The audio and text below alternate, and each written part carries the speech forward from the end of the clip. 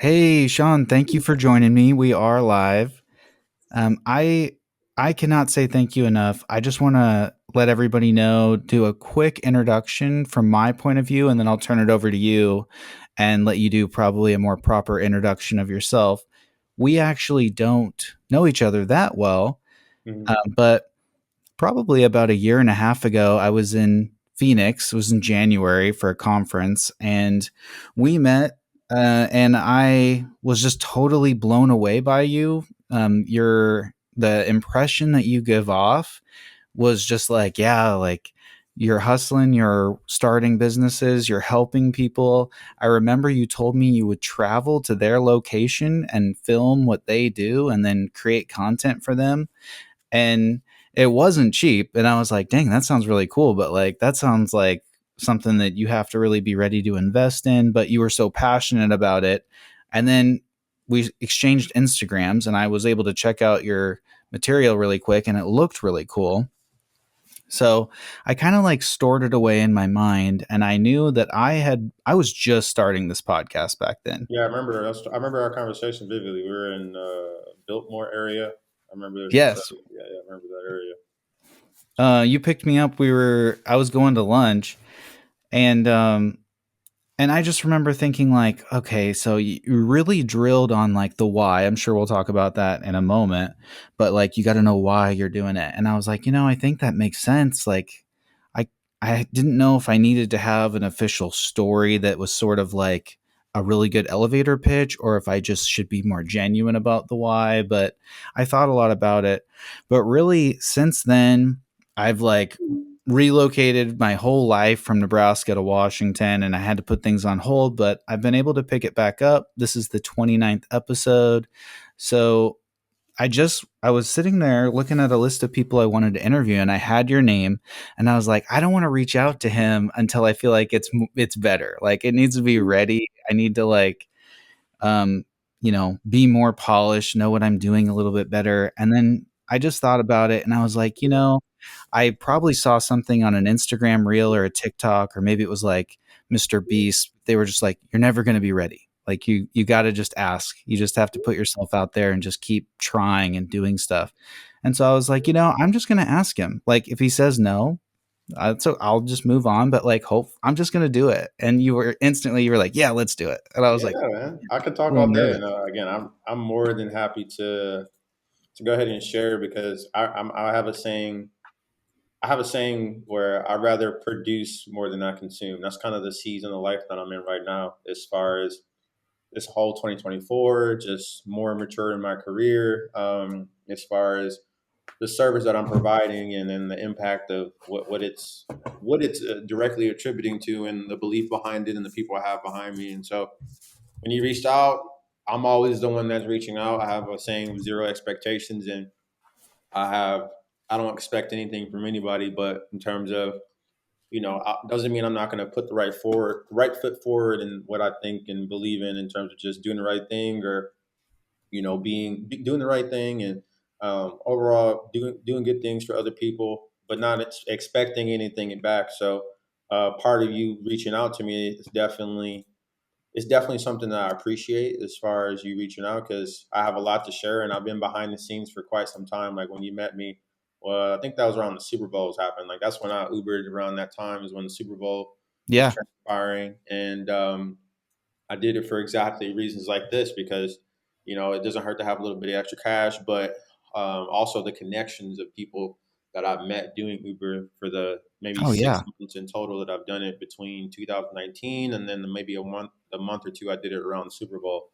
Um, but yeah, that's essentially how I'm wired in that sense. But I don't necessarily know where you want me to start. But I guess at the time where we met, yeah, advertising, storyline marketing is my agency, and my job is to align businesses' stories with their marketing. And so that's essentially what I've been doing for the past 7 to 8 years. I had an marketing internship in Scottsdale, Arizona, back in 2017, and I'm originally from Michigan, and so I Okay. had moved.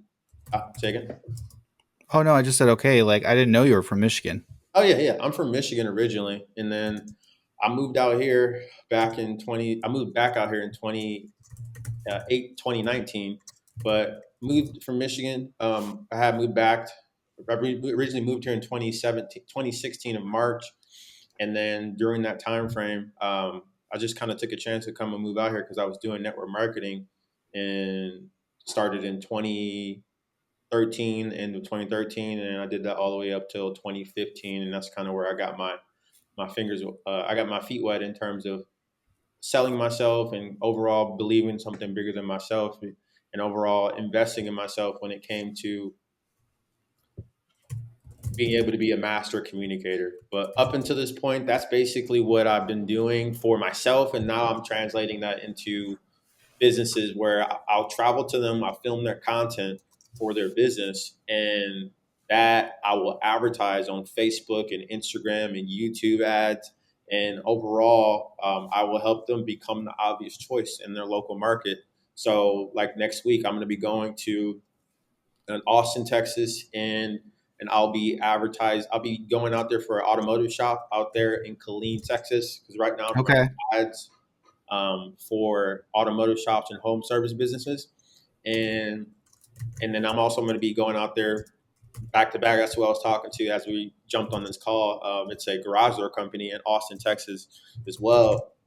And then we're going to be doing some filming there. But the stuff that we film is typically where a lot of agencies kind of fall short, which is why I'm so passionate in what I'm talking about because I'm in the world where I've been doing marketing and advertising for local businesses since 2017 when I got out of my marketing internship, and I learned these new set skills, and so since then I've been compounding more and more momentum and results for these businesses to where I'm leveraging it. But everything's happened from like a word of mouth sense and a word of mouth essence. But now in 2024, I've been running ads and I've been acquiring uh, clients through paid advertisements through all of my word of mouth efforts, where I've gotten video testimonials from these business owners that I've helped go from a couple $1 million a year to maybe $1 million a month, maybe $12 million a year to Jeez. Anthony, based out of Gallup, New Mexico. He's my one of the recent ones that I'm most proud of is he was doing $40,000 a month for his automotive repair shop in Gallup, New Mexico. Now he's doing a low month for him is $100,000 a month for his repair and upgrade shop in Gallup, New Mexico. And there's only 100,000 people there, but he's been a long time client of 3 years. And we went down there and filmed his content for 3 days. He paid us 20 grand to come out there, and then he took a risk on it where he was uncertain. It was a referral originally. He said, "Hey, I need somebody to run my ads." Shout out to my buddy Alex Urban. He's the one that referred him to me. Alex Urban ran the brand, the marketing brand Lions Not Sheep. He was the CMO for that company. It was owned by Shawn, and at the time, Anthony was part of that group, and then Alex referred it, and then he said, "Hey, you should check out Shawn because he knows local businesses and local marketing." And then that's where things really started for me when it came to having like a real client success, where not only a real client success, but paying a client paying me like that grip of money, where I said, "Hey, if you pay me $7,500, $20,000, 50% down, 50% completion, pay for my hotel. I'll come out there myself, or I'll come out there with a videographer, and we'll essentially do I call it a blitz production, where we will plan a 1 to 2, maybe 3 day process where we will film all of the content of the things that I know that you need for your consumers to trust you. Because the issue is a lot of business owners aren't trusted, and they might have a good review, they might have a good rating. However, they don't convey that on social media. We're away from the yellow pages era. So now you need to have a personality and, most importantly, trust in and around your business. And the best way to do that in 2024 is to embed video marketing content all in and all around your business. And so I understand what needs to be said. And so going out there, that gives me the best opportunity for us to have a long term relationship. A lot of marketing agencies don't have a long term mentality, or And so for me, I want to have clients that I can reference for years to come. I don't. I want to have clients that I can reference by name.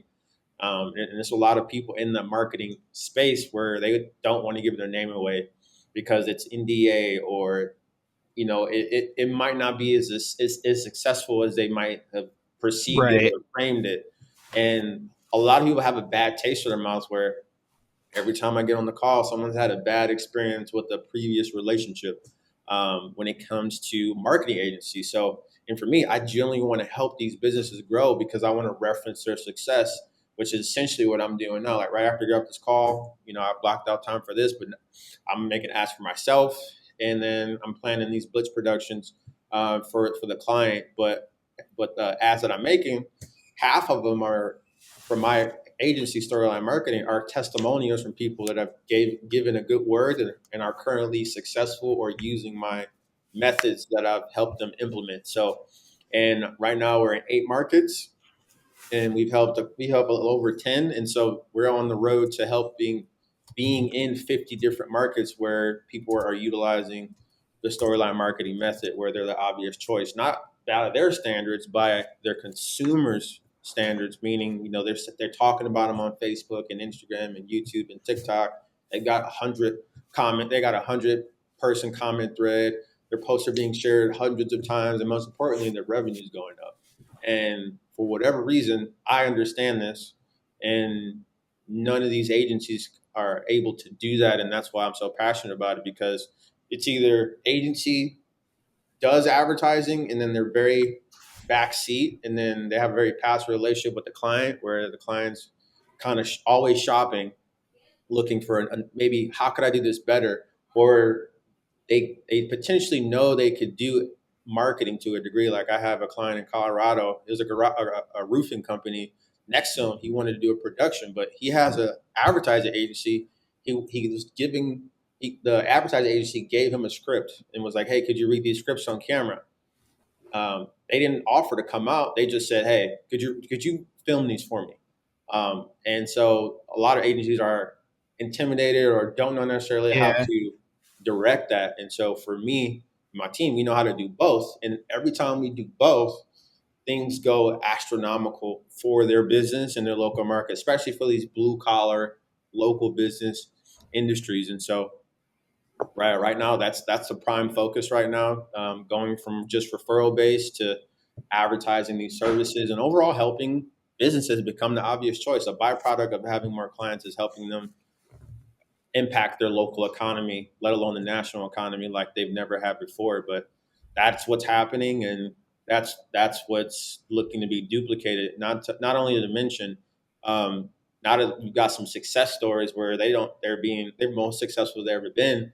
I'm now bringing them on as like coaches, where I've been talking to them like, hey, I've been talking to these business owners and they're like skeptical, or they have the business, we're getting them the business, but they can't handle it and they need the systems. And so to really make this a bigger than me or bigger than the agency impact, I'm figuring out right now how to create an offer where I can use their success and their leverage of their agency or their local business, in this case, like Anthony, and bring them on as a coach where he can get paid from not only the efforts that we've helped him, but also from the internet money in terms of helping other shop owners in the United States, or like Jim with Beachy Contracting.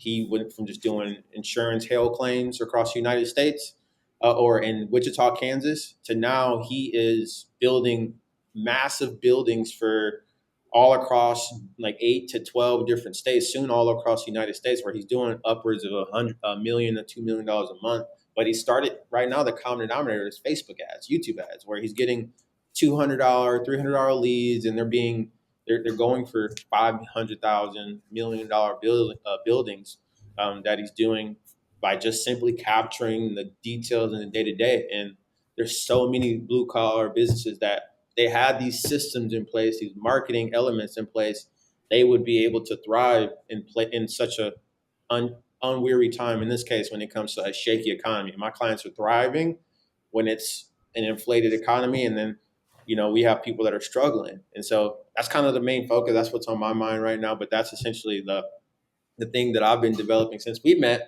When I was when I picked you up when I was doing Uber for that short period of time, and then I've just had more and more to stack on there. But there's so many cases and references of me building the resume for that between when we met even till now, even before then. But I've been doing this for a long time. Like 2016 is when I started it really aggressively messing with Facebook ads, and then I've just had more and more practice and projects of selling stuff online. To the one thing that's always come back to me is physical services that people have to experience, where they have to either deal with someone, or they have to go to some facility, and I've been able to get people to go there with storyline marketing. So Oh my gosh.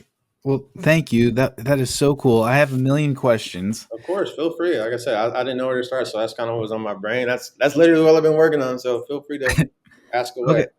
So I just want to start off first by I'm trying to understand. Like I was looking at your Instagram and I was trying to like do some digging ahead of Yeah, time. yeah. So there's wealthy thinking 101 and then there's storyline marketing. Hmm. Is storyline marketing like a team where you're part of a team, and wealthy thinking is sort of something you're doing on your own where you're that's you, or are they together, or what is the difference there? Gotcha. Yeah. So storyline marketing is an agency name, and then when it comes to wealthy thinking 101, that's just more so a mindset. Like I've been playing with different names in terms of my Instagram handle, but overall, that's just like a mentality. Like I've always before it was called Gotivation, um, and then Gotivation turned into Wealthy Thinking 101. This was like way back in 2014, 2015, where I had it, and I've just been developing it more and more and more as time has gone on, when it comes to what it means to me, because it's more so personally for me. It's always been like a mindset because I've always been doing this personal development, in terms of I've been doing this personal development in terms of just myself ever since I got into network marketing. Network marketing I got into right after high school. And that was when I was in college, and I had a guy in class. He asked me to come to a meeting, and then that was when I got exposed to network marketing, where it was like a healthy energy drink, and overall, he didn't necessarily tell me. It was super skeptical if anybody's been in that it been tried to invite it to a meeting like that, but overall, something told me to go, and then I went, and it was something that was exciting. And then one of the things that they made exciting in that time frame was, the more like it's like a rich. It's Think and Grow Rich. Just that's when I discovered Think and Grow Rich. Bob Proctor, Earl Nightingale, all these the legends in terms of just callous in the mind, bench pressing in the mind. In high school, my coach, Coach Rob, he was in the gym, and then in the gym he would play Eric Thomas, and I was like, who is Eric, who is this, because it would just be cranking. It was like, if you want to succeed as bad as you want to breathe. He showed me Eric Thomas's first video, and that video I would play over and over and over and over, just thinking back on it. Like I've never even verbally said that out loud, but that was something that I was on my repeat, where this was early 2011, 2012, where things were freshly new in terms, like I still had an iPod. That was like one of my Yeah. first like Apple products. But those are one of the things I was on repeat. It was, if you want to succeed as bad as you want to breathe, then you'll be successful. But Wealthy Thinking 101 is more so a mindset, and it's a brand that I've been splurging in terms of like just having a reference of like my thought process. And one of my biggest sayings that I've been saying recently is progression is the only obsession. So that's basically what it is for Wealthy Thinking 101. Is it's a mindset to just it's just wealthy thinking. Like wealthy thinking could be how you might be able to do something efficiently and effectively. How can you do something better than what you founded? To just how can you make a more effective chess move on the board for you can so you can be in a better positioning in terms of life, or that really stems from as well as like sports. Um, these are just a few things of what that means to me, and so I've just always carried that with pride for myself personally, where I truly believe a wealthy thinking 101 mindset is it's how being better than you were yesterday, to how you conduct yourself, to to overall, it's not necessarily what you have, but like who you know. Those are the things that are valuable to me because a lot of the things like you could do in Uber, like 2019 is when I did Uber for like 6 months, and then during that time frame, I had just moved back, and I had clients. I had a Facebook client for both Instagram, for a restaurant and a gym back in Michigan, and so I was waking up at 4 a.m. and when I was doing Uber because I did it throughout the whole day at the time because when I first moved here I didn't have a car and I came back and got a car and then 4 a.m. in the Scottsdale area where I lived um, and I realized people at 4 a.m. are going to the office so they're going to the airport and Yeah. typically I made a post about this earlier so this is perfect so I've learned that people typically when you take Uber it's almost you got to kind of sense out whether somebody wants to talk or not, like you talk like I wasn't going to talk to you if you didn't want to talk to me but however for whatever reason, whatever I said or what was listening or whatever the case may be, it was curiosity to have a back and forth conversation.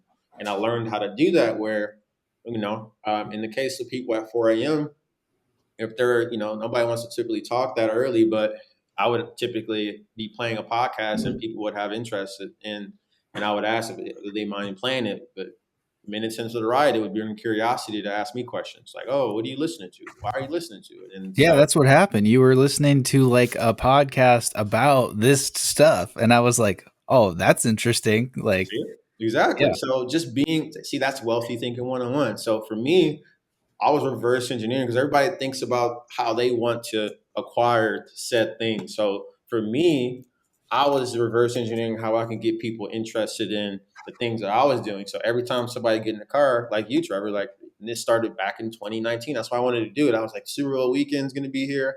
I could Uber, and who knows who I could pick up. And fun fact, I picked up who was it? I picked up Travis Kelsey's and Oh Jason my god. Kelsey's agent. So I forgot his name, but overall, I picked him up, and I ended up basically chauffeuring him for like $100 per ride because I was like going, I was going decently fast. So I was like, you don't mind me going this fast? He's like, actually, I don't mind it at all. And so I picked up I picked up that agent, and then I ended up picking up. He ended up having me take Donna Kelsey, the mom, from the Chiefs hotel to the actual arena because or to the Arizona's Cardinal Stadium because she needed to go there for press because she had a son on both teams. Um, but that was me Did you get it? positioning myself in that sense strategically of Oh asking yeah. because I didn't know who he was, but he told me like he was like, yeah, I'm an agent for. I was like, oh, okay. So immediately my brain is like, how can I add value to this individual's, because again, he's. I'm like, I wonder who he knows. Let alone reach out to him now, like, hey, do you remember me picking you up for the Super Bowl? So again, the things that are valuable to me are more so the relationships in my life as opposed to the currency, because that's one thing that I've always brought. That's always been a value to me more than anything. But Uber was one of the ways where I really learned how to do that because every time someone got to a car, it was an opportunity to sell myself and what I did in a condensed time. It was like an elevator ride, but for in this case, it was an Uber ride for sometimes 20 minutes to 15, 15, 20 minutes. And it was just a rep to be able to effectively sell myself. So, and Yeah. it was, and regardless of what happened, I started to get feedback of people's interest, and people's interest was a feedback of whether I was being intriguing or not. So that was something that I had gained interest in. And then out of that 6 months, so March 2019, I started Ubering, or April 2019, I started Ubering, and then September 2019, I picked up the founder of a $100 million staffing agency. He was one of those 4 a.m. rides, and that ended up landing me a CMO position for a staffing agency, and that led me where I picked him up. I had a podcast on. It was like Gary Vee or something. He was like, "What do you do?" Told him I had the clients. And funny enough, the beginning of the year, I was like, I want a CMO position. I have to find the paper, but that was like one of the goals I wanted to set out. So I had an interview. Oh, I picked them up in August. I had an interview in September, and And then I had the interview towards the end of the first week of September, probably started the second week of September, but he had me come in for an interview, and that was when I basically made the proposal of, if I join this, I'll stop the ads that I'm running for these clients in Michigan. They weren't paying me insane, but I wanted to get clients that were here in Arizona, and then I'll stop that with the condition of being able to advertise for all of your locations. As far as for all these staffing agencies, in staffing, it was just me providing people a job, where they simply just needed two forms of ID, and then in this case, it was blue collar work where people were deflagging, construction work, skilled labor like electricians, anything in that format. And so for me, I took that skill set and I started to advertise for the staffing agency. And I started out as account manager here in Phoenix, and then that transitioned me into in September. So and then I got myself an opportunity to start to speak at the corporate event that they have where all the executives show up. Maybe that was in March. So I started in September, October, November, December, January, February, March. So 6 months. I'm making like 16, 17 bucks an hour to start, and then I got a raise to like 18 bucks an hour. And then, yeah, the biggest jump was me speaking to everybody because the founder really understood what I was saying. He was an advocate around social media, but that led to a busy year of 2020 where I was traveling the most, because I was going to these different facilities. Like in 2020, I traveled to like Hurricane Laura, Hurricane Zeta, the Texas freeze, um, Hurricane Charles, well, not Lake Charles. There's different disasters going on, and they had sent me there, and that was where things were got crazy. But that all came about going back to the point where of a format of wealthy thinking one on one, where I got people curious to me as opposed to talking their head off. Because again, there's always drivers that always are talking and they don't even have awareness. Like, okay, Trevor doesn't want to talk right now. Like, I know you got to Uber. Everyone's gotten to Uber. They just didn't feel like talking, and the driver just does not care. And they're just gonna. So, what are you doing? Or what's going on? Da, da, da, da. So, I flipped that on its head, and I got it where people were asking me questions, and I used that as an opportunity to sell myself, to overall sharpen my communication skills inside a small period of time, and that's led to a whole bunch of opportunities in that format, to being interviewed like this, to Yeah. and yeah, that's what wealthy thinking 101 is. That's more so what that represents. Again, it's a state of thinking. It's a state of thinking about a solution, how to solve a problem, and therefore that's what that is. So that's a state of mind, and then storyline marketing is the agency of the actual work of what I've done, and how we do it and what we do and who we do it for.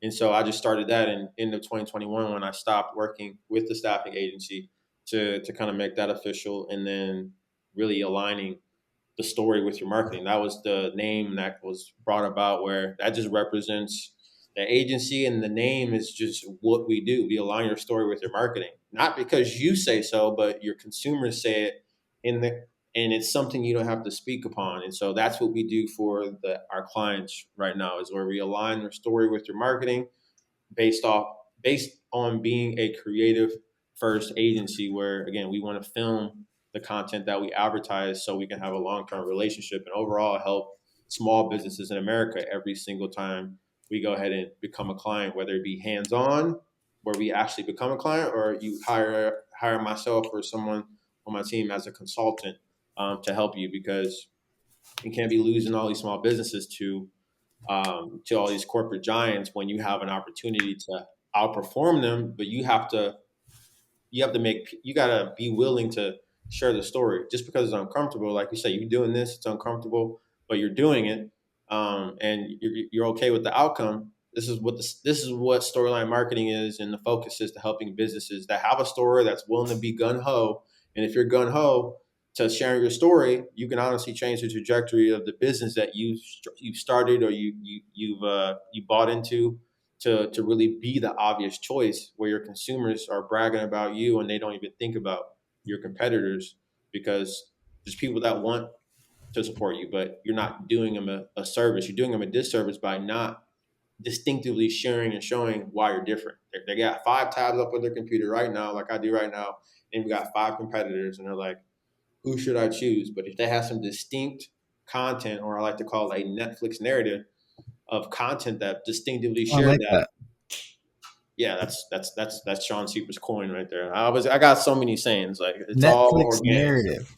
But those are the two differences in that. So wealthy thinking 101 is the state of mind, and then storyline marketing is the agency in itself, what we do for clients, where we align their story with their marketing. Okay, so was is storyline marketing a startup? Were they already going and you got brought on, or did you help found that, or how did that Yeah, get I going? created that. Yeah, that was You start. That's what I was wondering. You founded it.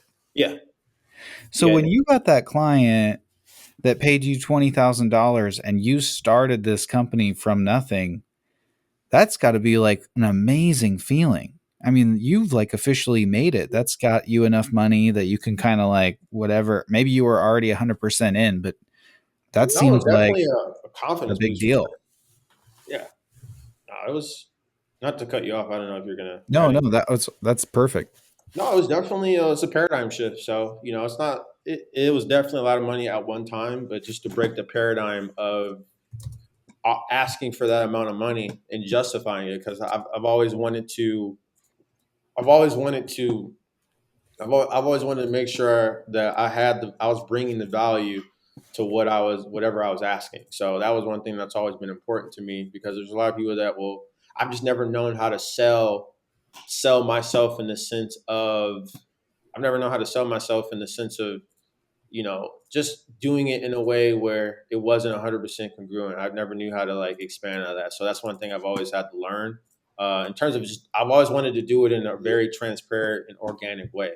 So that's something that I had to get to the point of doing, where now I have irrefutable evidence of just people just winning. I have a system. I understand how to, again, be a master communicator of telling people how we're going to succeed for their business in the process in doing that. But that was definitely a big paradigm shift of being able to get 50% of that down and get that upon completion. And then again, it's more exciting to even offer that to someone else, because the person that paid me that is still with me to this day. That was in 2022. I recommend clients do it at least once a year. But one thing that we've done for him is we helped him hire. We had told him to hire somebody in house to get content to send our team daily. Um, so we edit that every single month to make different Netflix narratives to then advertise where he's the obvious choice. And so like he's been since we started, we were at almost 10 million views. Like six million of those views are paid at or organic, and then 4 million or no, yeah, 4 million, 5 million of those views are from paid ads, where people have viewed the videos that we posted every day and made as advertisements. And so he has the brand equity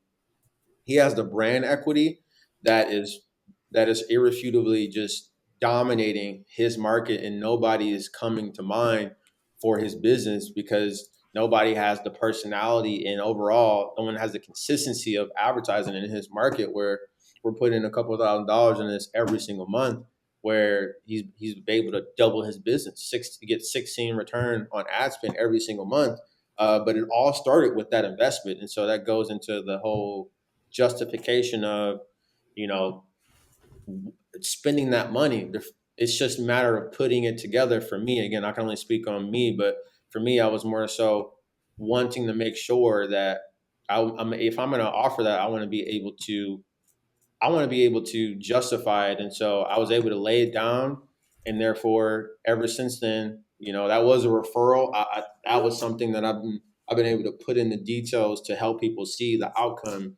And that's one thing I was saying earlier, to help bring him on the team, to help these businesses. Because I've been in situations recently where I had one client that came through a Facebook ad I was advertising, and we had to stop the ads because we brought him too much business. He was like, "Hey, I can't handle this. Can we turn it off? We got to focus on hiring," which is a cool thing, but it's definitely inconvenience to, like, okay, I brought him out here to do a podcast because he was in Albuquerque, so I'm in Scottsdale, he's in Albuquerque, so it wasn't like a long flight, but We did like a smaller production than that. It wasn't that big of a investment. We did something smaller where I just came out there, not my production crew, and then I had him come into the podcast studio here in the valley that I have access to, and then we did 2 episodes, 2 hours of that, and then we went to his facility. I went out to his facility, and then I brought my microphones and my phone, and then we filmed for a day and a half, and then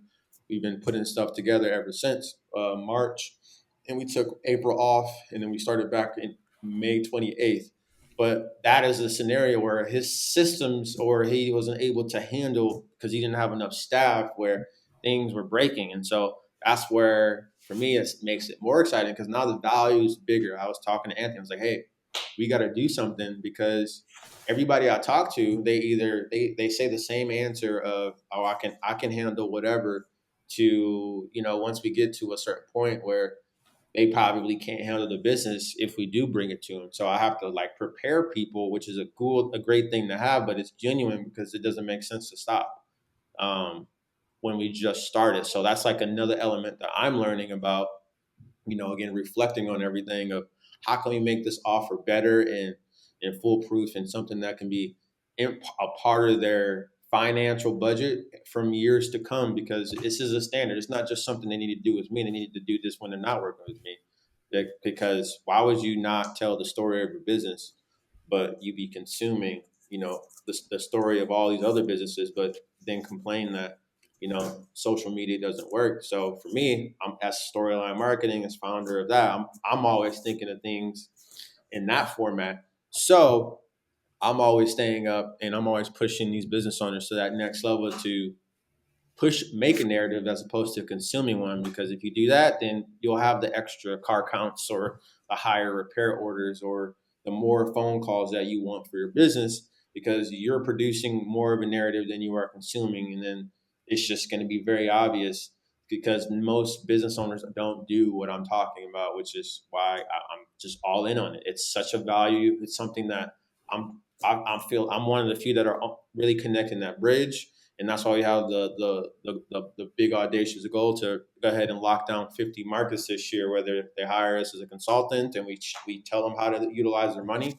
or they become a client of Storyline Marketing and implement it, and then we can teach it at scale. But nobody's doing it. It's always a What is lobster.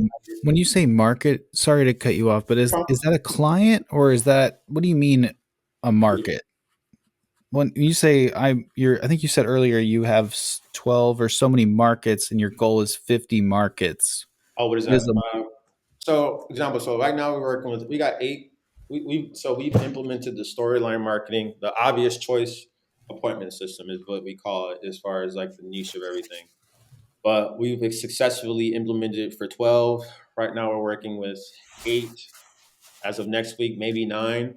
Like literally, I'm like simultaneously texting this garage company because he was like, "Can you show me?" I've been talking to this guy for like a month, but overall, his market. So in this case, a local market, since we work with a lot of local businesses. So right now, working with a garage door company in Colorado. I will only exclusively work with a garage door company.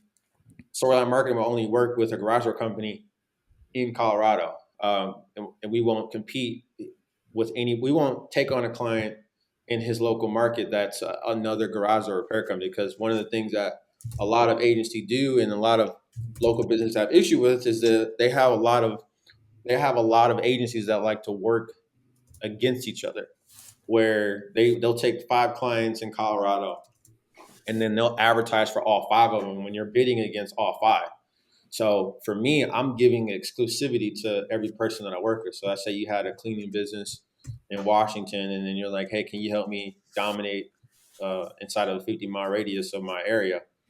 I will give you that exclusivity where I won't work with anybody inside that 50-mile radius. So A, make it apparent that you're dominating, and B, not to make it, I don't want to make it harder for you, which I don't think it would, but in general, I want to make it harder for you to advertise what we're doing, where essentially we're fighting against each other. So I'm giving that to clients, and that's something that a lot of people are receptive to that I've talked to as of recently, to have given that exclusivity, because a lot of them are facing that issue where they're like, hey, I have an issue with agencies working with competitors, and therefore I don't want that. And they're finding this out after the fact. So I've talked to a lot of business owners, and especially the last 30 to 60 days, running ads, and I've heard that a lot more than I haven't. So that's been really really interesting in that sense. But that's what I mean by market. So like Anthony, he works in Gallup. So Gallup, New Mexico. Anthony owns Gallup, New Mexico. We got Brian. Brian is in Albuquerque. He's been seeing Anthony's ads. He owns Albuquerque. They're over 200 miles separate from each other. So they both have exclusivity rights under Storyline Marketing, where we will implement our system, or they will be a client under ours and no one else in terms of competitors. But they have So the same business, like these two people. similar, yeah. So Anthony does repairs more so on automotives and trucks, and then Brian focuses more so on semi trucks. He does do automotive, but his majority of his business is known for diesel, semi truck, box truck repairs, and then Anthony does more so upgrades and repairs on like actual like trucks, like lifted trucks and things of that nature. So, but they have some things that do overlap. But just from an example standpoint, let's just say they offer the exact same thing. I would work with both of them because they both clear 100-mile radius or 50-mile radius of one another. But if they intertwined, I wouldn't be able to do it. So just out of the original agreement that we've set for Storyline Marketing to set ourselves apart, because a lot of people have an issue with that, but we just want to make it clear. Like I want to be able to we want to be able to reference 50 markets in the United States, whether it be like what city are you living? I'm in Belfair, Washington, which is on the Olympic Peninsula. Yeah, so Belfair, Washington. I say Belfair, Washington, Albuquerque, New Mexico, Phoenix, Arizona, or Tucson, Arizona. See, like Tucson's like 50 or 100 miles away. It's way more than that. It's way more than 50 miles away from Phoenix. And I say there are two repair shops in that area. I'll be able to work with those. But that is what we're offering, and that's what I mean by markets per se, where it's typically local, and so there's typically not overlap. But the urgency we want to give to business owners is they want to be, they don't want to wait, because if they do wait, which is what we're doing in our advertisements, and their competitors reach out to us, they're going to be, you're going to see us make them the obvious choice. So those that are really looking to be on the offensive really push people to make a decision now, because if we work with somebody in your area and they have the same business, then we can't work with you if you're inside that radius that we've given to our clients that we do work with. So that's what I mean by that. And so we work with 12.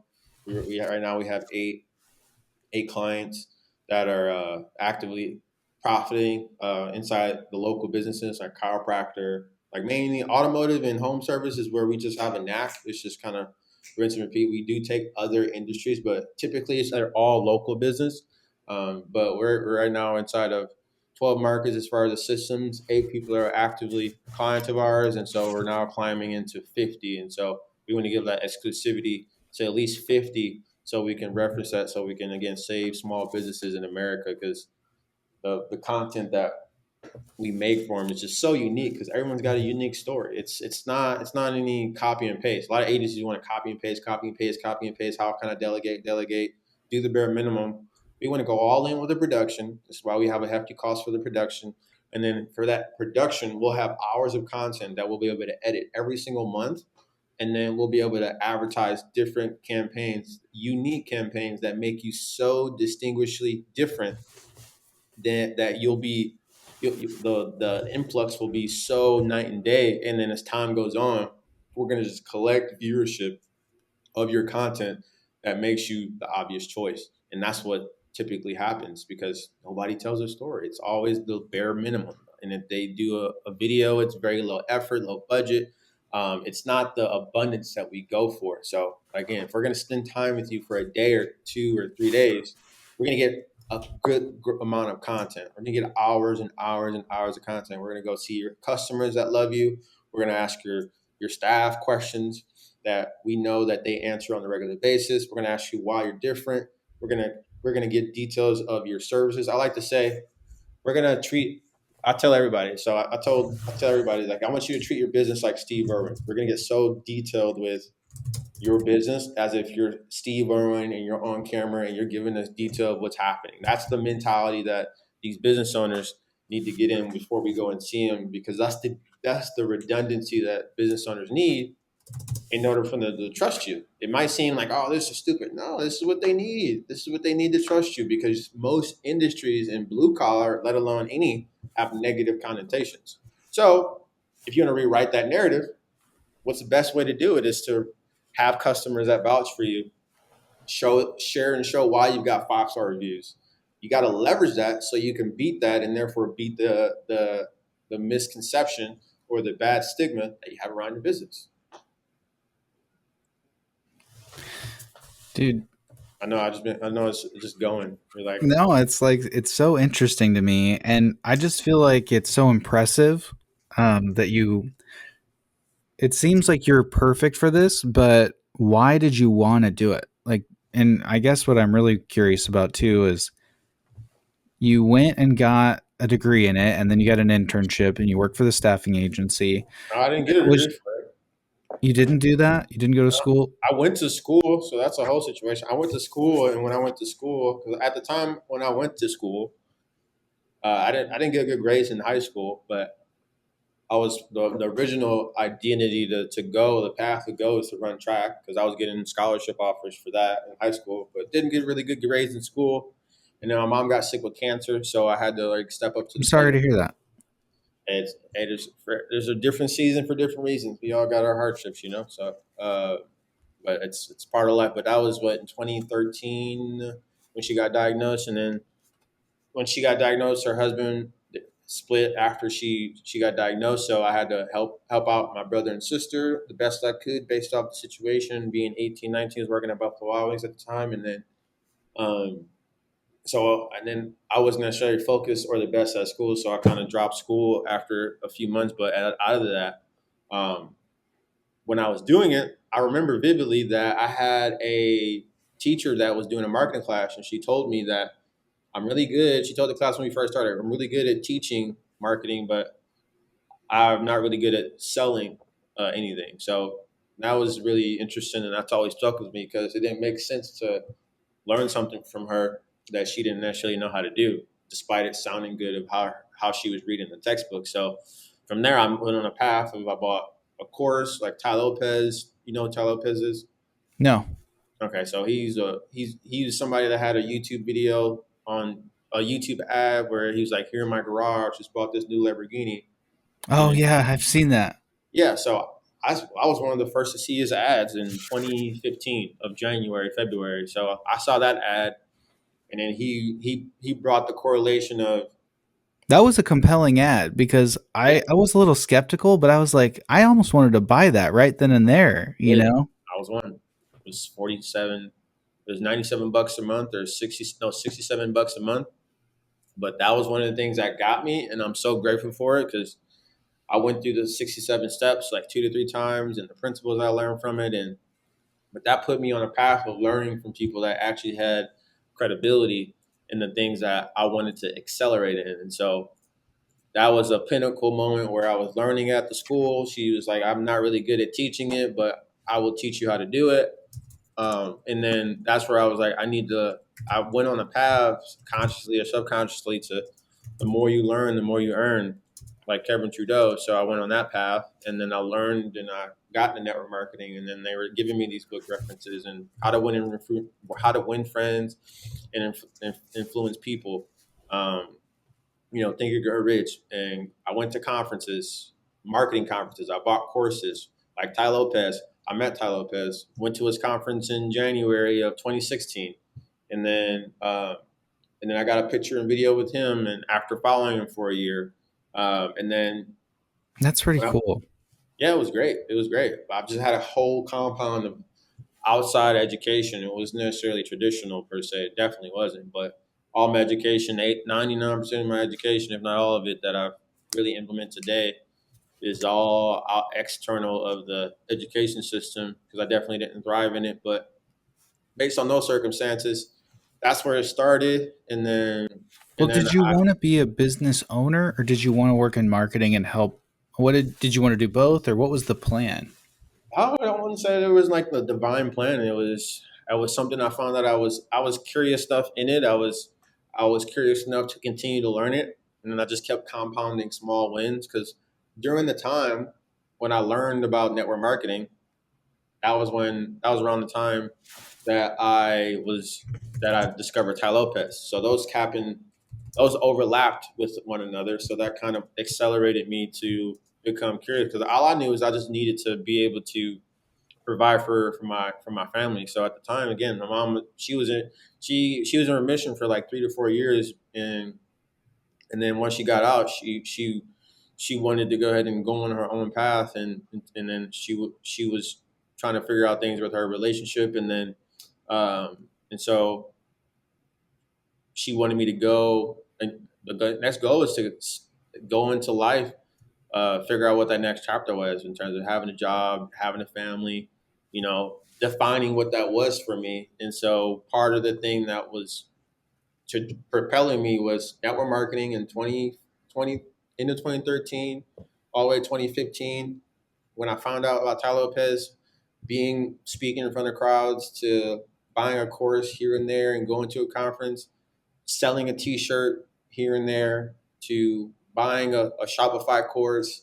And then when I got moved to Arizona the first time, I had got a job selling vacations at International Cruises and Excursions. I think they rebranded, but overall, selling vacations, Mexican vacations to timeshares that people had. And then at that job, April 11th, 2016 is my first day. Somebody there invited me to a conference, which was like $50 to go to. I discovered Ty Lopez, the guy that was hosting it. Ty Lopez had him inside of his course. So by association, that was something I said, sure, why not to go to. I didn't necessarily know the correlation until somebody at the job was like, you should go. And then I looked it up and I was like, oh, I know who that guy is. And then I went. And then that was the internship at that conference that I went to by invite. And I paid $50 for it. It was a school opening for a school opening for entrepreneurs, and they needed entrepreneurs. And I was one of the 12 that got in out of like 500 people because I sat at the right table. Again, wealthy thinking 101. Just I was at the right table, literally at the right time, and then those people have relations with the person that started the school that I still know and talk to and respect to this day. That led me to that school where I aggressively learned marketing at a high level where people were spending hundreds of thousands of dollars a day, 100 grand per week, millions a month on Facebook, Instagram, YouTube ads. And I really went all in with that. And that was where things kind of started to gain traction because while I was in the internship, I was like helping my friend at the time grow his Instagram page organically, learning the stuff that I knew. I built that from zero, from like he had it at 10K, I built it to 70K. Then he wanted to do his own thing, so he randomly was like, "I got this." And then while I was doing that, I was at I was at the Mandalay Bay shooting. So when that happened in Vegas, you remember that in 2017? Yeah. So it was a entrepreneur event called Thrive.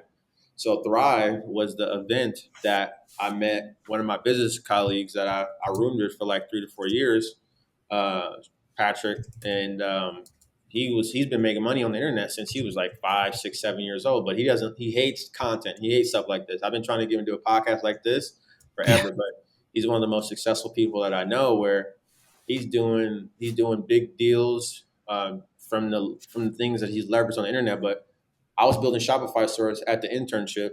We met at the conference that I got a free ticket towards, and then that was the conference that I met him. Then as the conference ended, that's when the Mandalay Bay shooting happened. That's why I kind of use that as reference. That was an iconic time. But I met him, and then I had already built like a couple hundred Shopify stores, and then we crossed that information. I was building Shopify stores in 2018, all of 2018, the year my mom had passed away, and then while I was taking her to her appointments, and then that was where things that was where I really had a good grip of just massive leverage, where it was just a direct byproduct of the activities I was doing. It was producing revenue. But going back to the point, I didn't have a plan. It wasn't a plan. It was just curiosity. I've always been curious.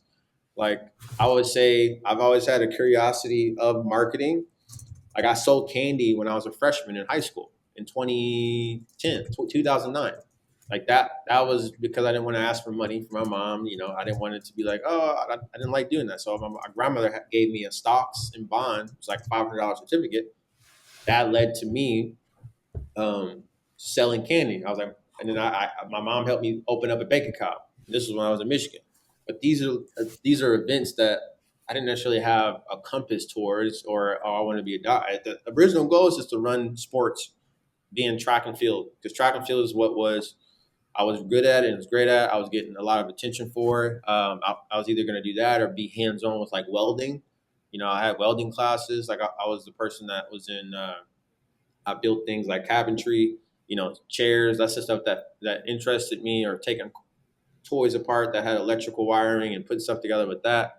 That was where I thought schooling was going to go. But everything that I do now was more so an assembly of all the things that I've gained curiosity for, and I've started small projects, and it's led to bigger projects. And now I have a passion and a clear lane of helping businesses align their story with their marketing, where they can like double their revenue, like Anthony, $500,000 a year to 1.2 $1.2 million the second year, and right now he's looking to go to 1.5 to $2 million this year, and he's only in a town of like 100,000 people. But now I have that clarity. But the compound happened with all these different details where it had no compass whatsoever, which they all have their own stories in between. Um, but no plan. It was just I had a knack, and you find out you're good at something, and you're like, I'm just gonna devote more time into it. And it was more so for myself, and I just wanted to be successful in the sense of taking care of myself and my family. And it was just I've just been devoting a lot of time to a skill. So unknowingly, it was just devotion to a skill, and then the skill is something that's irreplaceable now, to where I'm able to do it at scale, where I have a bunch of videographers that I have contacts with, to where once the production is needed, eventually the next phase I'm working on, where I don't have to be at the productions. I know what needs to be done now, to where I can have people sent out there and then have them on board, where I can like build a bigger team. So, but yeah, there was no there was no compass whatsoever. It's just thinking about it now. It was just a curiosity, like the movie Ants. Like the movie Ants, if you haven't seen it, but it's like you can be a worker ant, or you can be a colony ant, or a worker ant, or an army ant, where you could be a soldier. And I was the ant that was like, why do I have to choose either? And then Right. I wanted to go ahead and create something different. So I had his curiosity. So that's the one thing that I've always had, but no roadmap, not at all, no roadmap whatsoever. It was just defining moments that have correlation and like aha, like oh, okay, that makes sense, you know. So I've heard you say a couple times that you got some of your education from signing up for classes. Yeah, classes, Um, courses, yeah. are you are you pro or an advocate for finding master classes and signing up and doing those? And how do you know when to stop? I mean, I've been very curious on doing that sort of thing, but I never have. I've never signed up. You just thought about it. You're like, I just don't know, like, how do you kind of like do your research and figure out, okay, is this worth it, or is this just somebody like me? Like I've looked at Tim Ferriss and I've looked at some other people and thought, well, maybe I should make my own master class. But then I'm like, am I really good enough at something to put out my own master class? And are there mm, people out there that are thinking like me, like, okay, I want to launch a master class, but are they really a master at it? You mm. know? Yeah, I would say so. I'm very picky about it. Like I'm not the person to just devote time and energy to anybody, because there's a lot of people that are either you find out they are frauds, or it's somebody that doesn't necessarily 100% align with them. But I'm all for it. I'm all about downloading new information, because downloading new you should be always downloading new information in your and as far as with your business goes. So even for me, like I run in ads all the time, and I always have to stay on the cutting edge for ads, because like this morning, I was looking at a video of how to like run Facebook ads in like a different way, in a different format. But I've been running ads on Facebook for months, for years, for not months, almost a decade. And so it doesn't even feel like it, but it's always changing. So Um, I'm all for it. You just need to do your research. Like that's one thing I'm always gun ho to do interviews like this, like because it builds equity to my name. Like I can only be so persuasive. Like if I can't reference if I can't reference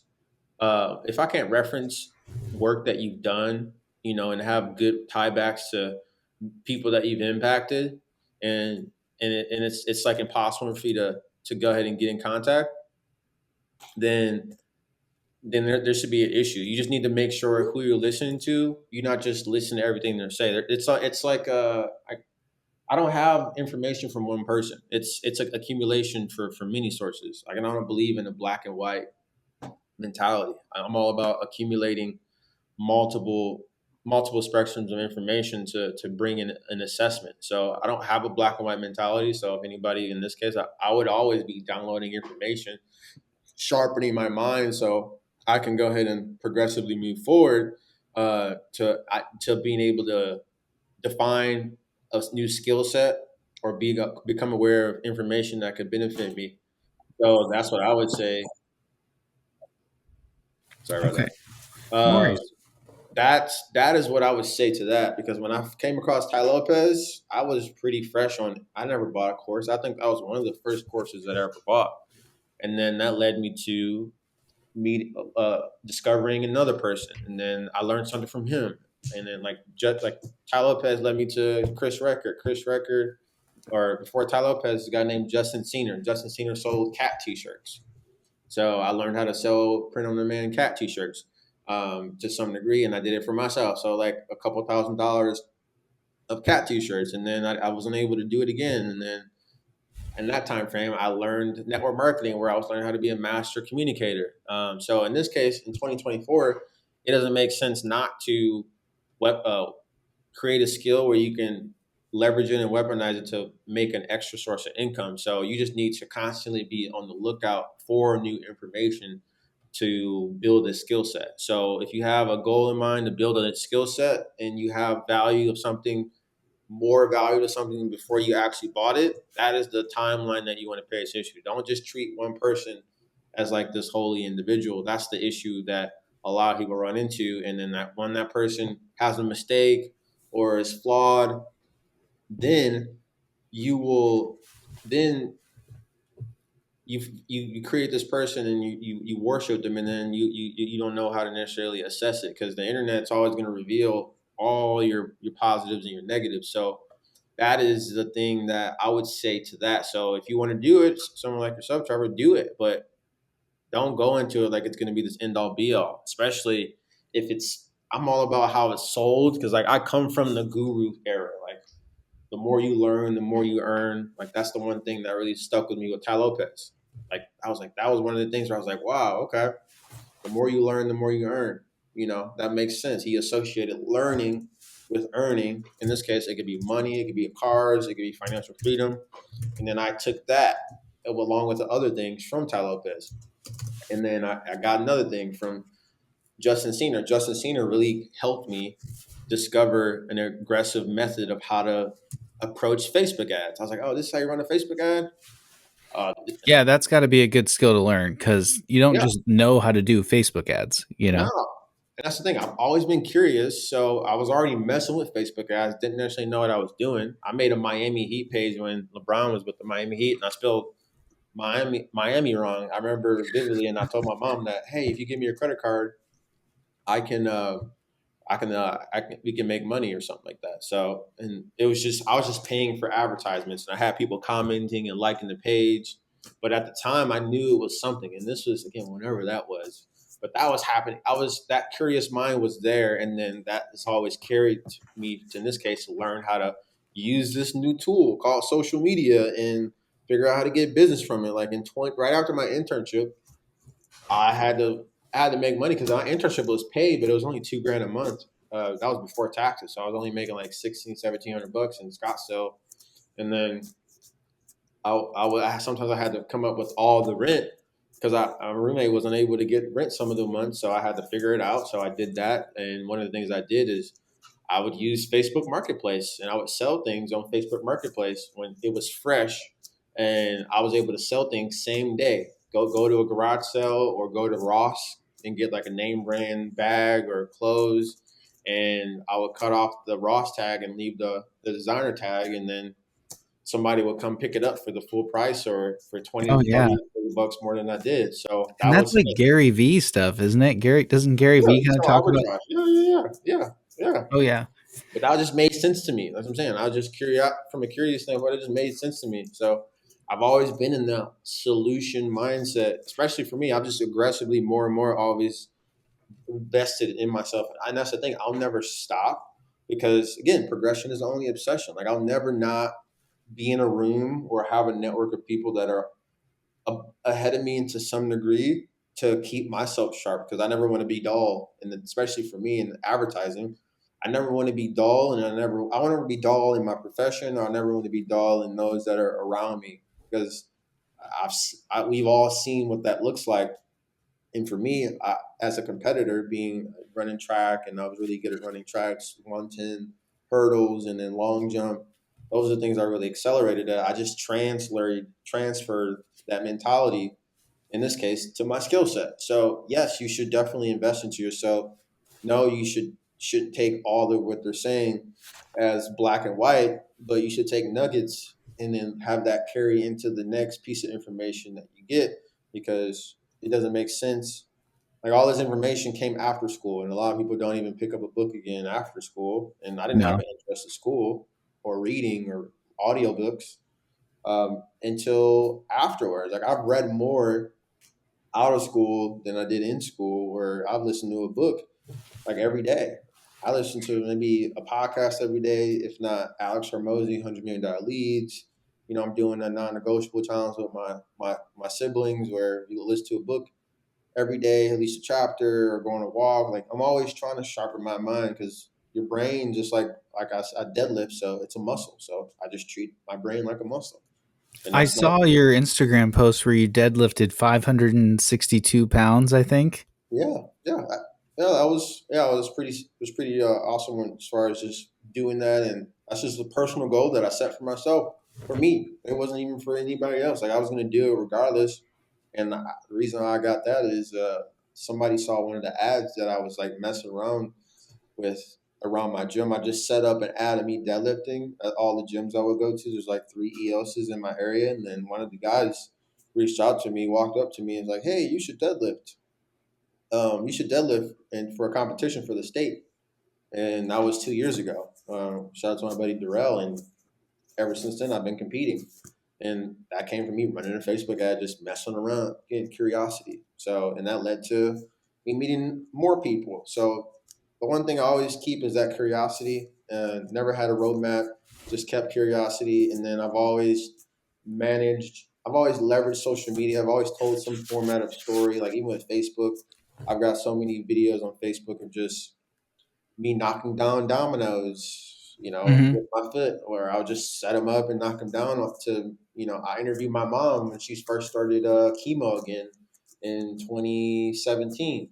And we were talking about just how she feels about it, if she's optimistic about it. But I've always documented the journey because now you don't have to do it, but and if you're going to be using social needed to any degree, it doesn't make sense not to leverage it to to tell your story so you can yield some form of positive affirmation from it in terms of an income to a skill set to a network.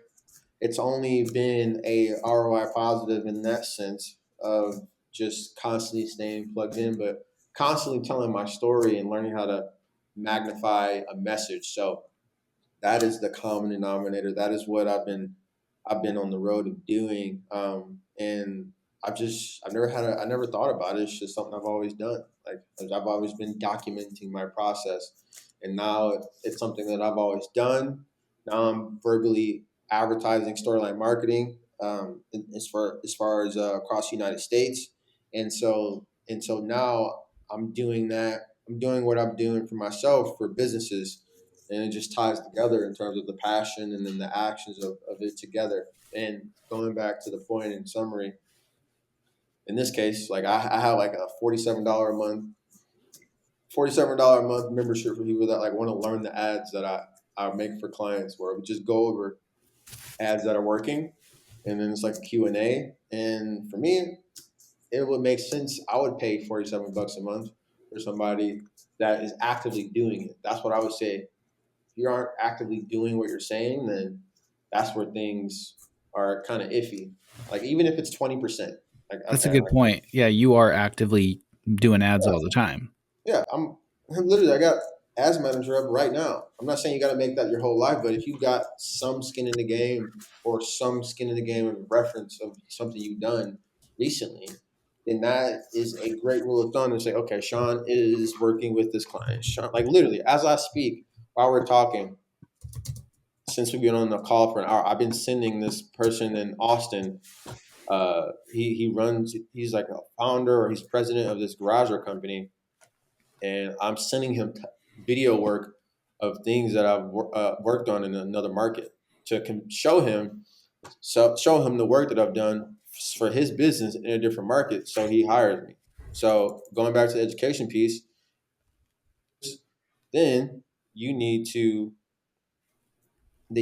go ahead and make sure someone has reference of work that they've done for somebody, or you can attest and show some format of whatever they're preaching or they're selling.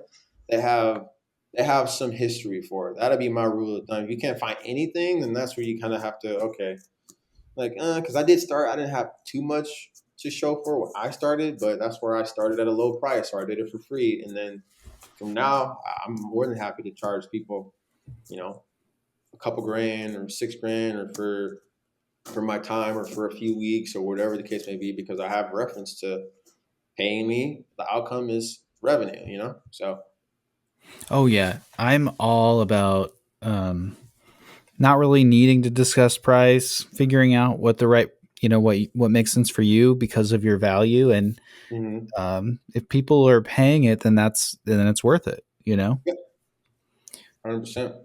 I love the deadlift video on your Instagram because it just helps me get to know you a little bit more, and like learning about who Shawn is in your free time, what you like to do, because I mean, I'm somebody that I work full time and I'm in sales, so I don't just work 40 hours, but I'm trying to do this on the side. Married, I have a 4-year-old, a 2-year-old. I like to read, I like to run, I'm interested in writing. Like, so it just feels like I'm a go person, but we aren't just like one mindset. Like we have full lives. And so Yeah, yeah. it's cool to get to know. That's why I like Um, sharing. And it's more important to do that now because with AI.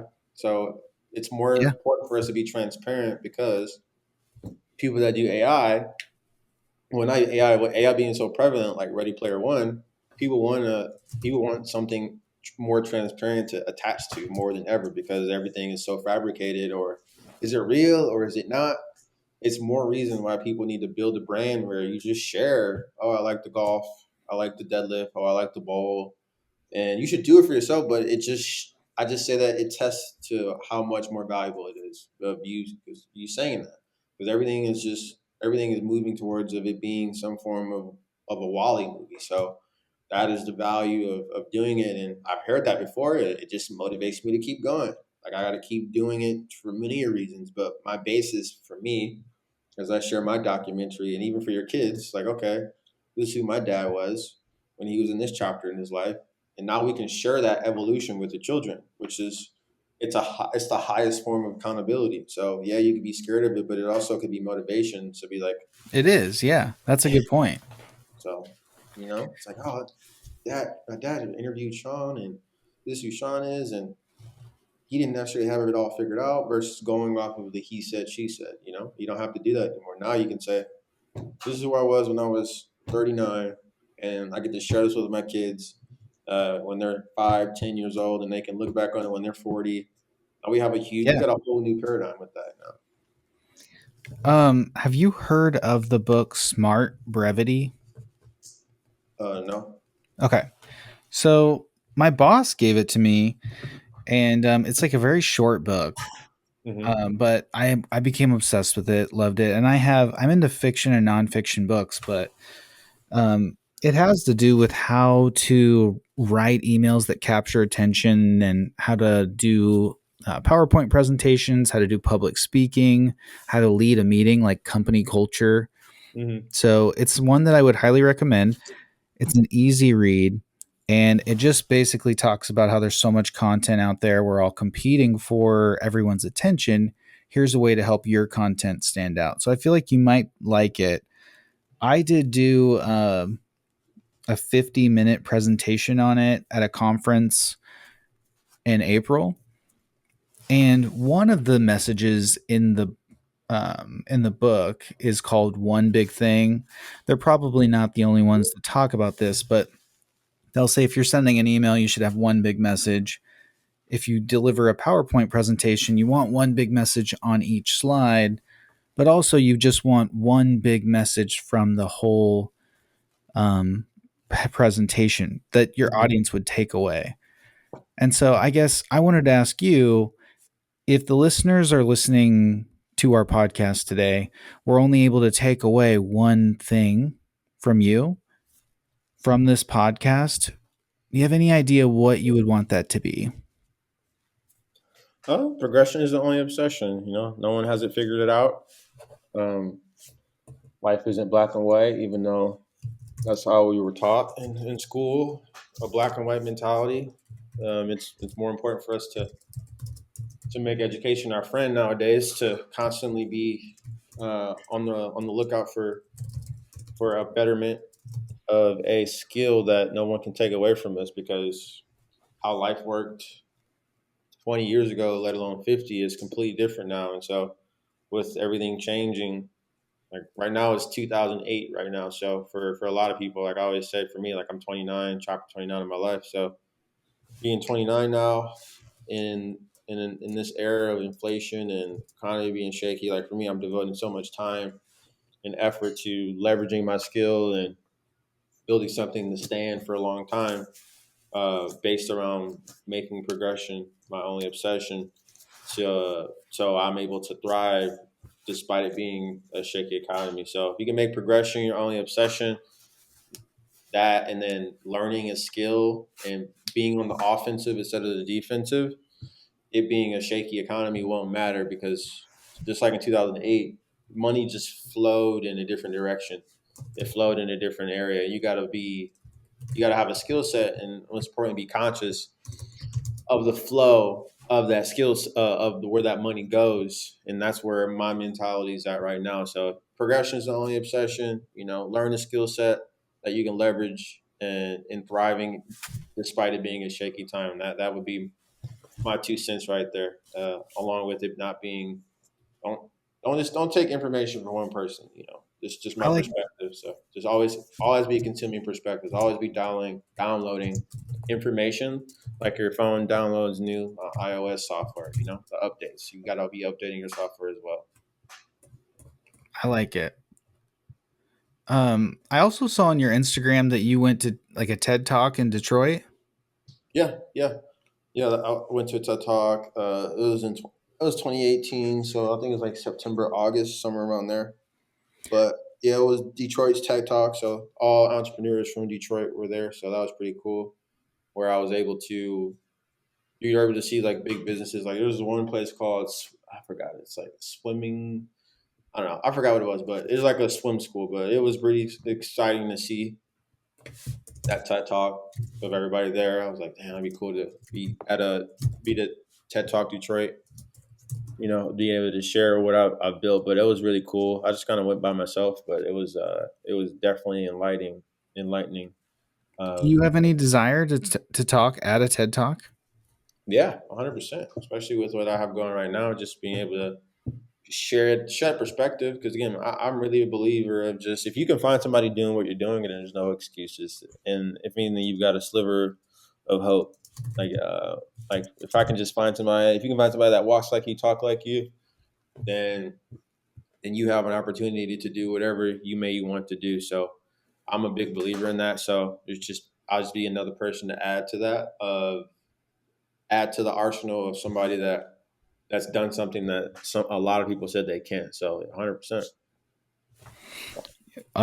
I've only done a few public speaking things, Hmm. one 50-minute and then like a bunch of 5-minute stuff. And I found the 50-minute to be, I'm like going to do it again because I, I was nervous leading up to it, like about as we're about to start. Yeah, Once you get going, I feel like when you're talking for almost an hour, you just turn into yourself and people yeah, just like that. But yeah. if you're talking for 5 minutes and you're sort of introducing the big Interesting stuff. person behind you, you feel like you only got 5 minutes. You got to get your point in. You got to be kind of funny. You got to talk loud. You got to talk with your arms. Like you just have to be perfect for your 5 minutes. Yeah, yeah. And I did a speaking gig at the beginning of the year. It was definitely terrifying, but it was. I definitely would do it again because it was an hour, but it was great. My buddy Alex had me speak at his event, and I was like, "Yeah, I got to do this again." did you mentioned you have a friend that has a conference, right? Is this what you're talking about? Um, Or what is Alex's event? so it's called the Arena Circle. So Alex has he has a mastermind. If you look up the Arena Circle, Alex Urban on I forgot what's his Instagram. His Instagram is he's the one that referred to me, Anthony, and been working with him for a long time. But Alex is his Instagram is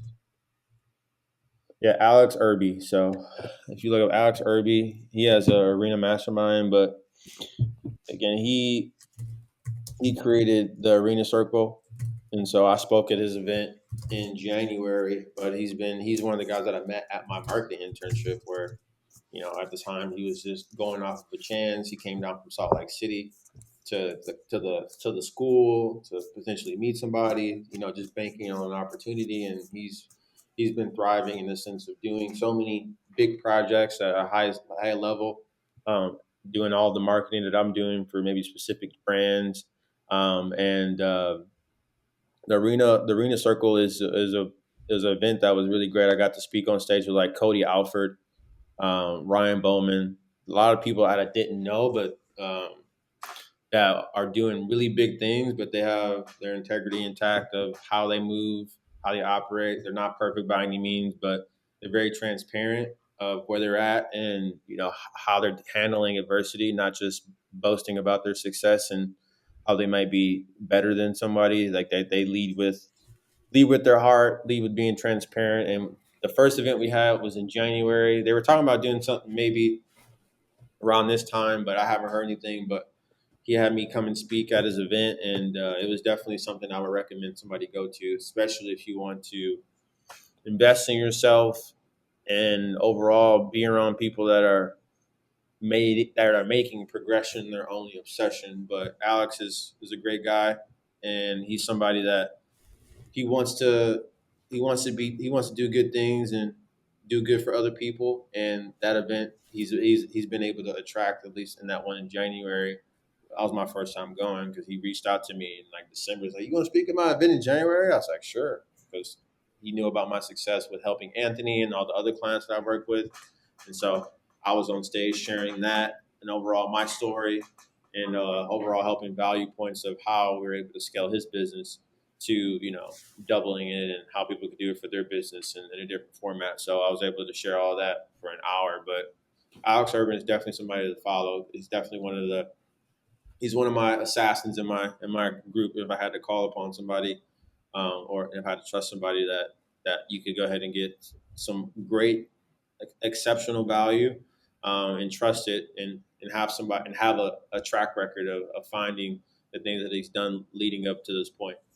But the Arena Circle Mastermind is what it was called. So, but he has a Facebook group on there. You can chat with everybody. I think the group's free right now. He was doing like $10 a month, but he's all about giving immense value because it always comes back tenfold. But Yeah. definitely anybody in that group, don't even think about it. You're going to find so much value and practicality and transparency from that group of people.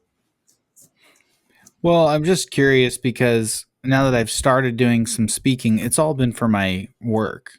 Yeah, But I'm interested in kind of like expanding. setting aside time to develop content, and then I'm like, how do I find places where I could speak? So it's just Yeah. kind of What do interesting. you want to speak about? Is it just more so about your work? No, I want it to be totally separate from my day work and have it relate to, um, I guess, life skills, networking, how to meet people, um, time management, how to give back, that sort of stuff. Gotcha. I will have to do something on that. I'm all about that's where I'm at right now. So I don't know how it looks, but whether it be Phoenix or up there, figure out how we could do something collectively or bring our minds together or do some type of speaking thing where we could host it of some sort. I'd be definitely open to doing that. So it's just more value that we can pour into it, and then there's as a byproduct, be more that we can receive. So we'll just have to we'll have to um, invest into that idea and see how we can have it grow into something. That would be sweet. Um, so I just have a couple questions left. Yeah. Um, I was thinking about motivation versus discipline, just like learning a little bit about Shawn. Are you like a motivation guy, discipline guy? Do you have like morning routines? Do you have a certain way you like time? It sounds like you're doing a lot. Like you're the filming, you're editing, you're owning businesses, you have employees, you're doing podcasting. It's like, how are you breaking all this up? Oh, not really. I have routines. Like I have things that I like to stack for momentum. So like I like to say things are seasonal. So like where I live, I have a place. Like when I first moved in Arizona, or where I live now, they have a cold plunge, and I would do that in the mornings. But it always changes.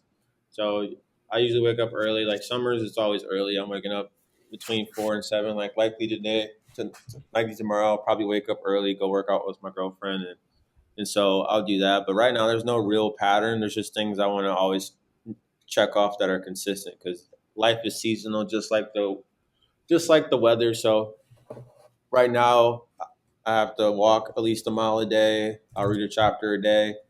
Alongside, I have to make a social media post a day. So hence why I've been doing a lot more value posts recently. Just kind of seeing a picture that it might have been from years ago, and I'll just that's something that's quick to having something edited that has more in-depth meaning to kind of share up into this current time. So that's what I have going right now, where I got to do that for at least 30 days. But that's typically what I've seen have a lot more momentum. Because if you can look back and see that you made promises to yourself, then you can do anything you want. That's what I personally believe.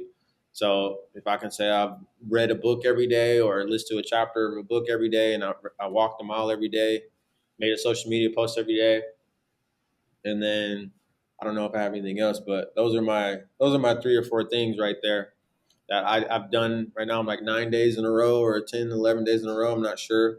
I'll have to look at my post, but I've done those things every day despite how I felt. So if I can do those things, I really build more momentum in doing those things in and around my life to help me be more consistent in everything else. So I have those right now. I call those non-negotiables, and then I build onto that. But seasonally, it always changes because everything's different. But I always typically try to have a 30 day, 60 day, maybe 90 day process of things that I have to get done, which I call non-negotiables, which I got from my boy Patrick. So that is what I do at least 30 days minimum. So typically, I wake up, do a walk, um, get a coffee, go on a walk, like 5 to 7 a.m. And then after I do that, I might listen to my book, depending on if I want to take my phone or not.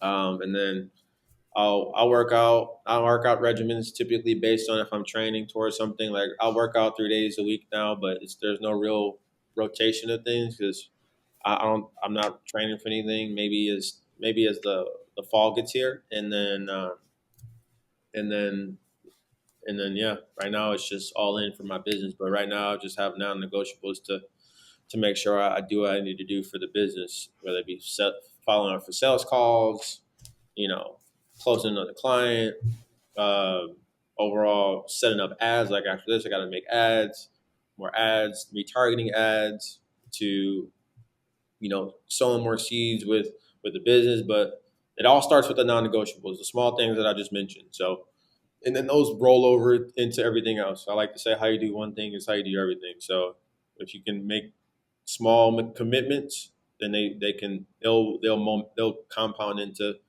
to big steps in your life, and then it won't be necessarily an accident. It'll just be the expectation. So small non-negotiables turn into big momentum. So that's what I'm doing right now. I love it. I love life is seasonal. I feel Yeah, like that's so true, but I've never heard that before. it is. I was saying there's a different season for a different reason. So it's That's it's so good. it's not it's life's always seasonal. There's some things that stay the same, but it's life is always changing. So to live in a world where you want life to be the same, you're just always going to let yourself down. So we've all tried to do it. So after a while, you're like, okay, life's always going to change. So why don't I change with it as opposed to waiting for something to break around life, whether it be somebody you lost, a loved one, to your body changing, to how you communicate, to who you communicate with. Like that's what I tell my sister uh, or my brother because he just had his daughter. She's coming up on her second birthday, but it's like, how do you tell her certain things? Like, especially when you have school, like when you having daughter or you having children. So it's like when they go through their first argument with their friends. Yeah, life's seasonal. Like you have different chapters of people in your life. So there's likely a lot of chapters of friends that you're going to go through in school that won't be there when you get out, and that's okay. There's some of them that will stick. That you might reread the chapters of some of those books or some of those chapters. So for me, I'm all about analogies, and I'm always a movie junkie. So those things right there just makes the most sense. And so yeah, there's a different season, different reason. That's wealthy thinking 101. So that's how I approach it. So if something changes, then it changes. If I continue to do something, but with every season, there's things that are consistent in those seasons. So that's why I have those non-negotiables in there. I've always had that. Same thing with deadlifting. Like, oh, I want to lift 500 pounds. I did 500 pounds. Or I did 400 pounds. I got videos from years of me just. I've never stopped lifting weights since high school, 2013. I just now, I can do competitions now. I'm in the season of competing in deadlifting. Oh, I did pickleball. Started pickleball with my girlfriend. I'm in the season of doing pickleball. Oh, we're gonna do one affirmation every day. Like it's just season. It's not gonna always be Yeah. the same, but there's commitments that I can make to myself throughout those seasons to help me prepare for the things that may change. But there's things I also can control. So, but mentality is just life season. It's not permanent. Nothing's permanent. Everything's always flowing and going. Hence, progression is only obsession. So, wealthy thinking 101. That's It all like ties in so well. what I'm saying. It's like the yin and yang. It's like woo. So that's what makes sense to me. Take it or leave it. So that's how it makes sense of life, and it helps me keep going and growing. Okay, so we've covered everything so much faster than I thought we would. Um, I Oh, did we have definitely one could do parts in this. We could definitely do parts in this. Oh, keep talking. one interest or one kind of off the wall thing, but you said you're into movies and um, a show. Have you seen Emily in Paris? Nope. Okay, so it's on Netflix. It Emily moves from Chicago to Paris and works for a marketing agency. Okay. And she takes on clients, and one of the things you were talking about earlier with the markets, like they keep running into these situations where she'll take on a client that they do luxury fashion, and she's helping them with their branding and their marketing. And then Okay. there's like a rival, like their direct competitor is a potential new client. And Emily's like, no, we can't do that. But she's kind of fighting against, like, she doesn't own it. And she's from America. She's bringing an American perspective. And there's a new person that's kind of like saying, well, that's a big deal client we're just passing up on. Um, but eventually, like as the season progresses, there's this situation where they kind of have to branch off and start their own company. But it's all the whole show is focused around marketing agencies, and it sounds very similar to what you do. And I've it's a never heard of very it. like easy to watch. It's a fun show for sure. So something that you could watch with your girlfriend and you would probably enjoy it a lot. What's it called? Emily what? Emily in Paris. Emily in Paris. Like she just happens to be really good at social media, and she goes over there and they all kind of don't like her because they're French and she's American, but she gets her Instagram to like 20,000 followers very quickly. So then she can kind of pull her weight around a little bit and she can start doing things in the marketing agency that nobody else can do because she's like coming up with all these off the wall ideas. She's using her social media account and then she's always working. She's like she's grinding nonstop, and that's not really their culture. She's got a little advantage because she's just working so much. She'll be at one client's party and she'll be like, "Oh, we could do a collaboration with this client." Mm-hmm.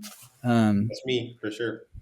it reminded when you were talking, I was like, "Yeah, this sounds like the show." And it does. Like when you watch the show, you're like, "Seems like an amazing life," but she didn't mind grinding in the show. So you have to be Oh, okay with being a grinder. no, I love what I do. I love what I do, and I don't. Again, that goes into progression being the only obsession. That's why I really co-sign that because like I just like a show that I like is Living to 100. That's something I told my girl. So we got to rewatch that because it just reminds me of what how everybody else is living life. It's Is complete opposite to longevity this. is that important to you? Longevity? Yeah, I want to be able to optimize my time here. I want to optimize the experiences that I can create with the people that I care about, and then overall, I just want to be able to create. Like I like creation. That's why I like storyline marketing. I like just being able to tell a story. You know, Can you see lifespan. that? Have you Yeah, heard of that? lifespan. We age. No, I haven't. David Sinclair. Oh, I'm gonna take a picture of that. Let me see. Yeah, Make yeah. sure. All right, cool. Got it. Yeah, I'm Yeah, always. so he has like recently come out and being able to de-age mice. Um De-age but mice.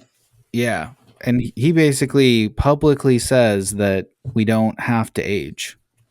And so there's things you can do naturally, and then there's like supplements that they sell, Uh-huh. but a lot of it is just like what you eat, the quality of life you do, exercising a little bit every day.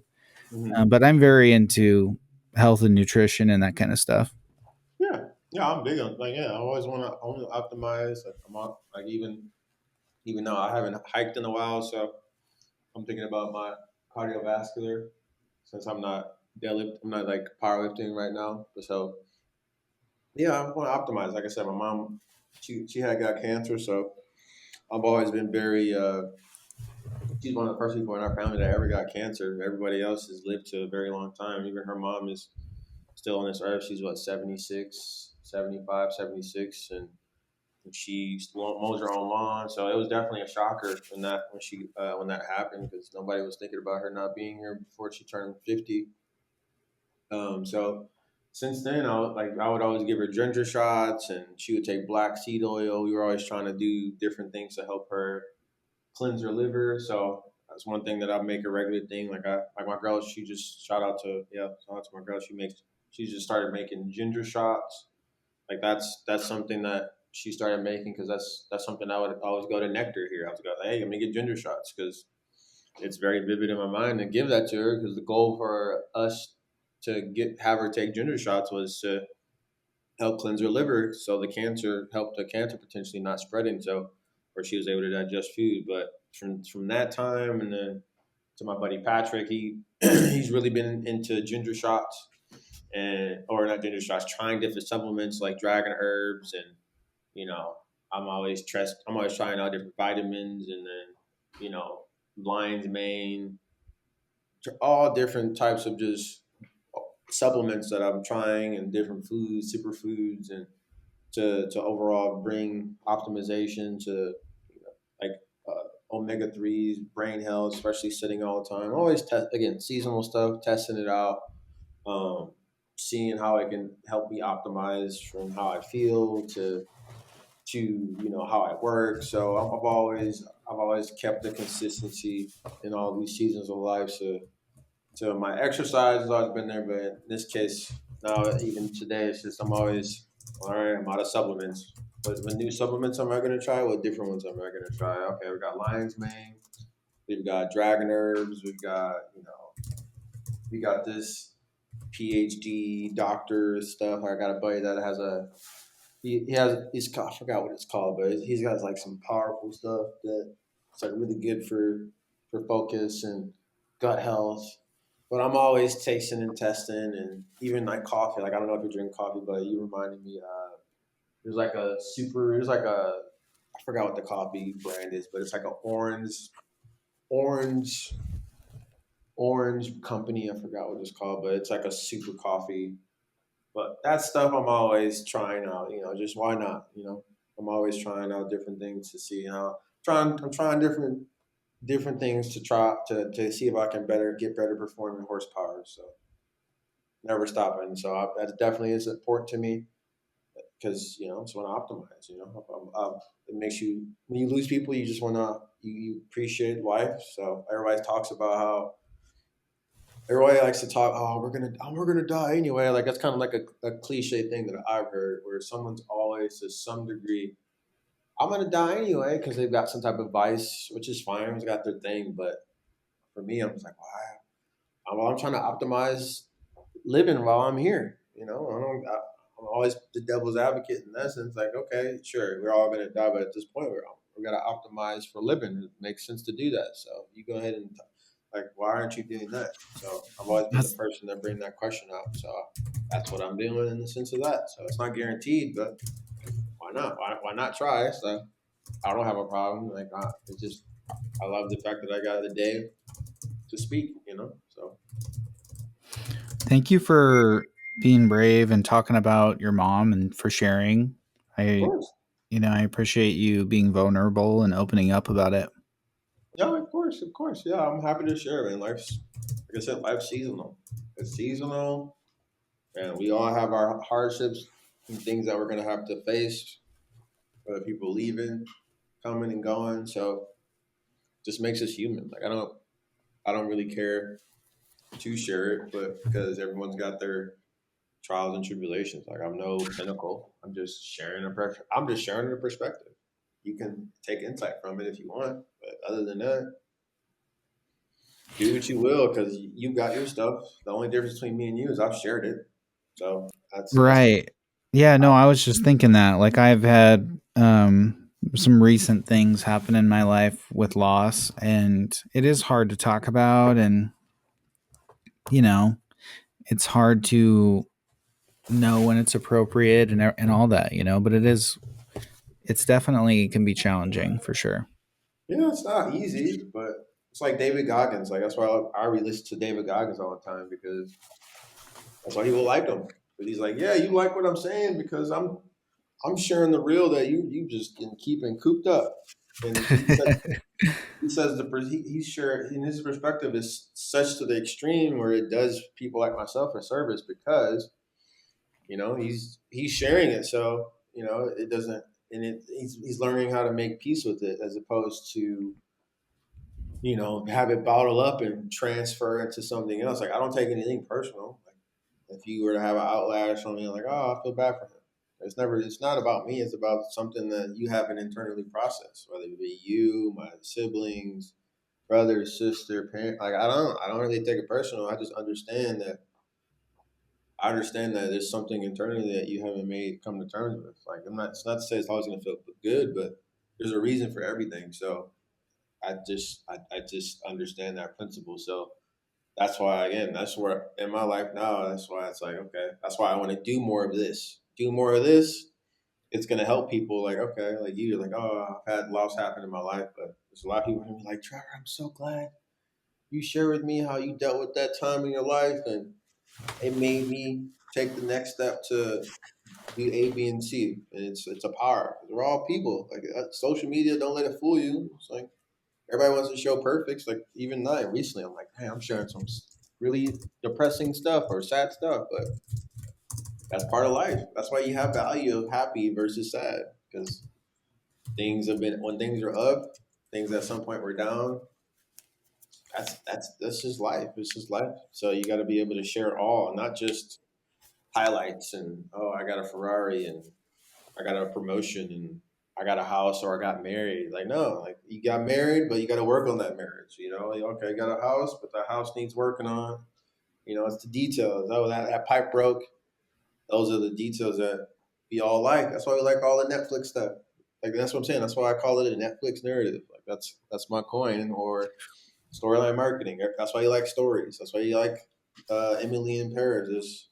There's ups and downs, and it's not your story, and it sounds interesting, and it makes you wonder and ponder. Like, oh, so I'm like, why don't I just make my own story as opposed to consuming one? Because everyone, what one things everyone's doing for a fact, everybody's consuming and talking about someone else's story. So why not just tell mine? And I'm going to tell all of my trials and tribulations as I get there because it's not going to all come at once, but I'm going to get there piece by piece. Okay, I talk about this, I talk about that, but not just the good. You know, it's I got to tell the good with the bad, but it's going to help somebody.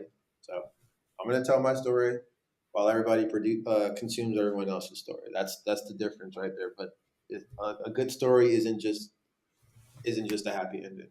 So that's the difference. That's my mentality. So that's where I'm like, let's do this more. Let's go. That's why I was like, let's go. Let's do it because it just helps me and it helps everybody along and it holds me accountable. I'm not just saying these things to say it, but it holds me accountable to be more intentional in what I say, how I say it, and deliver on the things that I'm doing and what I said I was going to do. So it's mutual benefits to doing it. Like when I broke the record for my high school track team for long jump and hurdles, I just told everybody I was going to do it, and it was more so for me. I was like, yeah, I'm going to break the record, and then I did it. And then of course for me, I was like, look myself in the mirror, like in general, I was like, yeah, I did that. So I did it. It was pressure, and I performed under that pressure. So and there's times that I didn't, but overall, I told people what I was going to do, and I did it. So this is what social media is, and that's why people are scared of it. People are scared of it because it's accountability that it's accountability for you to do the things you say you're going to do, and honestly, it speeds it up. Like I have people like my boy Patrick. He always like, oh, I don't want to do content. It's not what's my vision, and he doesn't have to do it in correlation to be successful. He's already successful, but it would help so many people. And we always have a conversation about just our overall purpose. And once you make so much money, what is the purpose? And the purpose is to be of service because we always consume and we always hear about a lot of degeneracy or why would somebody do this and why would somebody do that. And after a while, you make the money. Like we got some stuff brewing. I got stuff brewing. He's got stuff brewing. We've got stuff we're working on. Like, and after a while, you're like, what is there else to do? And one of the things that'll still be there is to tell our story so it can live on for those that are walking among us that are still hesitant to tell theirs or to live their story out. So that's where it's like, okay, you can only buy so many watches, you can only buy this, you only can do that, et cetera, et cetera. So the common denominator is to either tell a story or to be or consuming a story. So that's the one thing that I truly believe, even if you aren't looking to get a profit off of it, just overall having a documentary or a log of things, a log of your story into the world for yourself, for your future self, or your future family to look upon. It would do so much impact for the world because at the end of the day, we're here to be of service. The highest form of leadership is to be of service, to be selfless. So to be selfless in this case, to tell the story. And one of the greatest tools we got is social media and videos and podcasts like this. So for it to be something to live on to help somebody tell their story because that's all we're doing. We're just creating a story.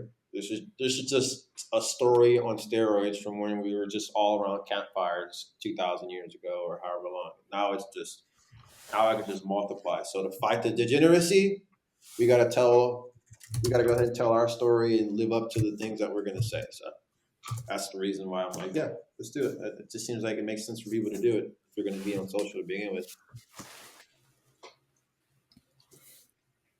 Shawn, it has been an absolute pleasure to have you on. And I was totally shocked when you said yes, but now after we've done it, it makes complete sense. Um, I'm glad to do it. Sincerely, thank you for making the time to come on. Of course, of course. I'm glad to do it, my friend. I'm glad to do it. And again, like I said, I was just I'm glad you reached out because it's definitely that time for me to do it. So you definitely have put me into a catalyst to go ahead and make this a regular thing, and I'm excited to get some snippets of this and being able to share it. And overall, yeah, thanks for helping me tell my story. That's basically what's been done here.